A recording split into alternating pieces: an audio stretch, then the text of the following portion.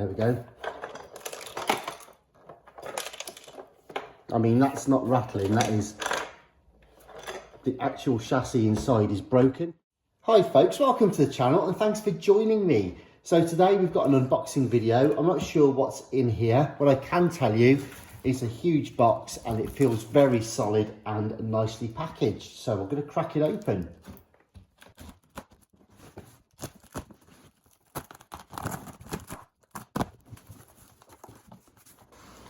Well, so far so good, and I say that because this morning I actually had probably, no in fact definitely the worst packaged item I've ever received in my life.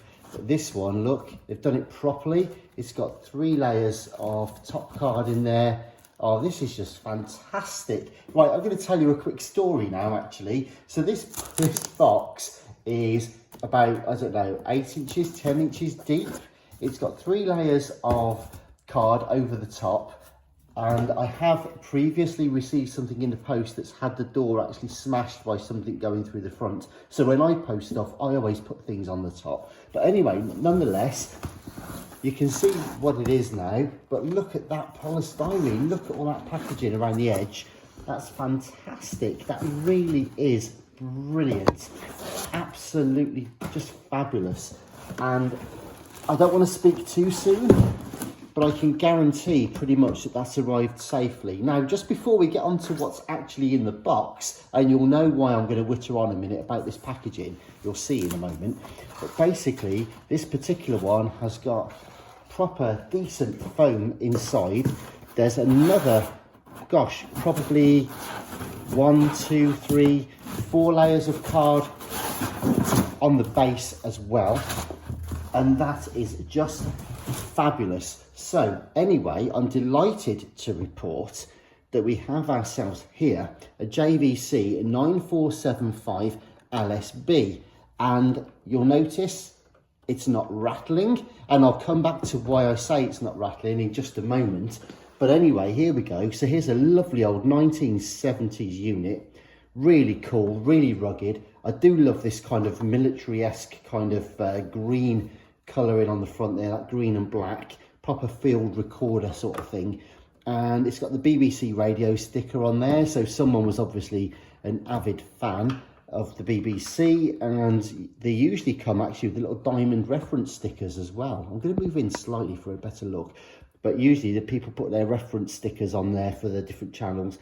But anyway, here we go. So 9475 LSB, all complete. It's not quite original. There's a loose aerial at the back there. You can see that wobbling, and it's not original, although it's quite cool. It's got a detent for 45 degrees, look, so it snaps in 90, 45, 180.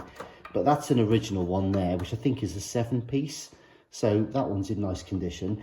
Anyways, it's, yeah, all the controls, the functions seem to be okay on this one. And yeah, I've just reset the tape counter, so that mech works as well. Okay, I might even go as far actually as giving this a quick plug in. If we just stand by one moment, I do have a power socket here, the power supply, and I'm just going to plug that in and hopefully it will reach. Let's have a look. Okay, I'm just going to move it right there, so that there's not an ideal amount of cable length on this one, but it's just a bit of an impromptu one. Let's see if we can get this radio on. So volume down and set the tone and balance to the centre. Okie dokie. So here we go then. We have ourselves the radio on, and I'll put FM and put the aerials off a moment, sort of anyways. And here we go. So that should be on now.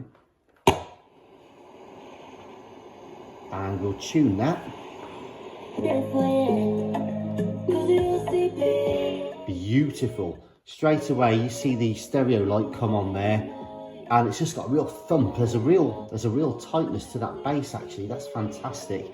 So tone works, balance works, fantastic. So functionally that's great. Now I'm just going to try the tape as well real quick, and here we go. So we'll eject that one now, and I'll press play, and I can see that the spindle's turning, and so therefore the capstan and the pinch roller Yep, they're turning with a fair amount of friction, a bit of ferrite on my fingers just there, so they do need a clean. They wouldn't have been serviced in a while, but that gives me enough confidence, to drop a tape in there, I think, and just see whether or not we can get any sound out of the cassette amp on this, and play. Alrighty.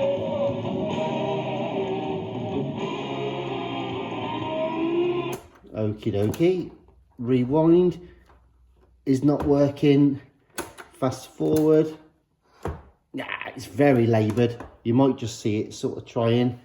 I could tell when it was playing that I know Dave Gilmour uses a lot of vibrato on his guitar playing, but that was definitely a bit too wobbly for my liking. But still, not too bad, and the VU meters are working. So it just needs a decent clean, a decent service mech, and clean the switches, clean the casing, all that sort of stuff, and that will be absolutely fantastic. All right, so that's that one.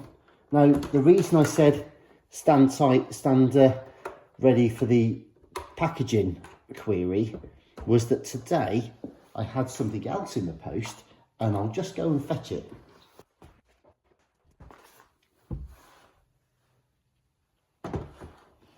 And this is what came today from someone that wasn't as careful with their posting, and you'll like this. Well, you won't, it broke my heart actually. There's a JVC RC-717, which was actually in really nice condition overall, and yeah, it was intact. The knobs and switches and everything were present, and it just needed a service and a nice wipe down, and that would have been perfect. Anyways, it wasn't packaged very well. It was packaged fairly okay, but for its weight, you know, these things, they can't just be put in a cardboard box with a bit of bubble wrap. They need proper protection like we just saw. Anyways, here we go.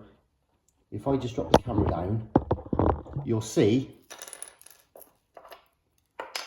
some of the bits that actually came out of it. There we go. So that's some of the shrapnel that came out of this exact machine earlier today, and I'm just going to put this back here now, and if I, there we go. I mean, that's not rattling, that is, the actual chassis inside is broken. The mechanism has gone. You can see the switches have been broken off the circuit board. Sometimes the dial gauge even falls halfway down inside the window there. This entire thing is absolutely shattered. Now, anyone that knows anything about these units will know that the dial cord actually runs across very tightly close to the cassette mech, and the mech on these is actually really notoriously difficult to remove because of that proximity. But this thing is absolutely smashed. So the guide, the arm, the chassis, everything for the dial cord has gone. In fact, if I were to put the knob on this, you can probably see the actual, I don't know if this will work now, but you can see the actual mechanism inside is wobbling around and on the back of that. And listen to that noise again. Ugh, I mean, there's still bits of plastic falling out of this thing. It is a complete hideous mess. Totally shattered. The case has broken on the back corner just there, and indeed it's cracked all the way along. In fact, there is also displacement and breakage of the actual top cover as well. That thing there is just completely broken away. Obviously the switch and the engagement mechanism, the linkages and everything have all been smashed apart and driven inside the casing there. So yeah, this thing is an absolute total and utter basket case, and it just goes to show I've had two items that are very, very similar units arrive on the same day. One is basically a bag of dust that literally needs sweeping up, and the other one was packaged properly. So it's such a shame when these things, you know, they survive for the best part of 50 years and then sort of fall at the final hurdle. And we know that, you know, I'm sure there are delivery guys out there that take their job very responsibly and all the rest of it. And we can't afford to let these things just get smashed to bits, you know, in the final 100 miles of their life, you know. It's just such a terrible, awful shame. So this one over here, I don't think we're going to do much with. We might be able to salvage bits and pieces. I haven't even had the heart to open it up yet and have a look inside. If you'd like to see what's inside this, that could be fun. Let me know in the comments. And perhaps I'll take the screwdriver to the back case and we'll see how much stuff falls out of there. I suspect there's probably idlers and linkages and heaven knows what else will come out the back of that.